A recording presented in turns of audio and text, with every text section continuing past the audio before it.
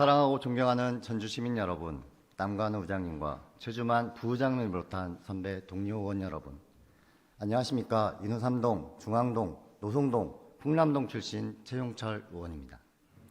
오늘 본 의원은 폐기물 처리시설 인근 주민들에게 지급되는 보상금의 의미를 되새기고 선의로 악용되는 사례를 방지하기 위한 특단의 대책 마련을 촉구하고자 합니다.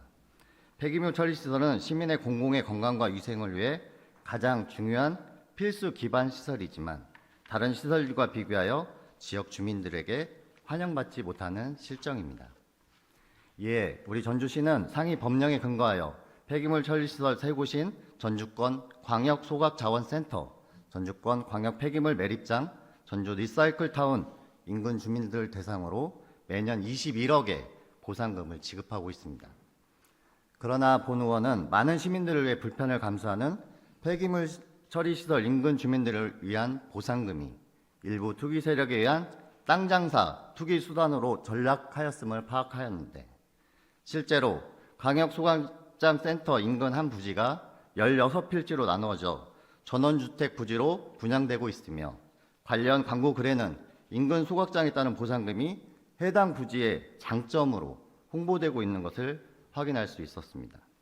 이에 본 의원은 폐기물 처리시설 보상금이 본래의 목적인 지역 주민의 건강과 복지를 위한 것이 아닌 땅 장사 투기 수단으로 전락한 실태를 비판하고 이를 방지할 특단의 대책 마련에 시급함을 촉구합니다. 전주시에선 폐촉법에 따라 소각장 인근 300m 이내를 보상금 지원 범위로 규정하고 있지만 소각장 설립 당시 마을은 보상금 지원 범위에 걸쳐 있어서 마을 내 일부 주민의 한 마을에 거주함에도 보상금 지원 범위에서 벗어나게 되는 상황이 발생하였습니다.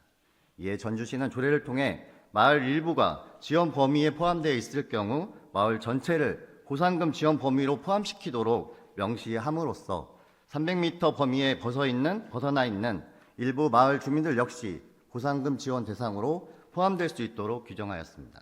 그러나 2008년 마을의 모습과 최근 항공사진을 비교해 보면 보상 범위 밖의 부지에 새로운 민가가 들어선 것을 확인할 수 있는데 그 중에 일부는 조례의 맹점을 악용하고 마을의 구성원임을 주장하고 이를 근거로 보상금을 요구하거나 땅 장사를 위한 홍보수단으로 사용하고 있습니다. 비록 전주시 조례 규정이 당시의 상황을 반영하기 위한 불가결한 조치였음을 고려하더라도 변화된 상황에 반영하여 보상금 지원 범위 기준을 더욱 명확히 강화하여야 합니다. 이를 위해 우선 실제 보상이 이루어지고 있는 구역을 용역을 통해 정확히 획정하고 현재 조례에 명시되어 있는 마을이라는 비공식적인 행정구역 용역을 공식적 행정구역 표현으로 수정하여야 합니다. 또한 현재 자체적으로 이루어지고 있는 실제 거주 여부에 대한 확인 및 거주 기간 등의 보상 지원 기준을 조례를 통해 명확히 규정 지어야 합니다.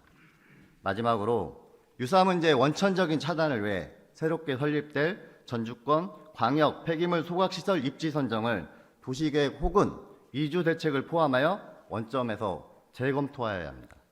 본래 주민이 거주하지 않는 부지를 선정하거나 이주재택을 통해 거주 주민이 없도록 하고 도시계획을 통해 새로운 민가의 입지를 차단한다면 보상금 지급에 따른 불필요한 행정 낭비는 물론 막대한 시민의 혈세 역시 절감할 수 있습니다.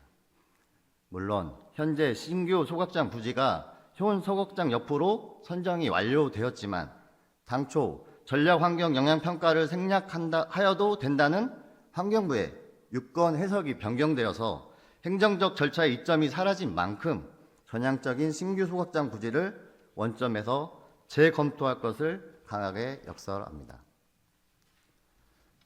전주 시민들을 위한 폐기물 처리 시설 인근 주민들의 희생과 불편이 정당하게 인정되고 그 보상 역시 올바르게 이루어져야 하며 더 나아가 누군가 희생하지 않아도 되는 환경을 조성하는 것이 전주시가 나아가야 할 길일 것입니다.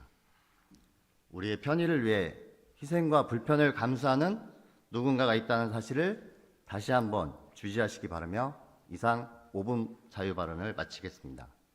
경청해 주셔서 감사합니다.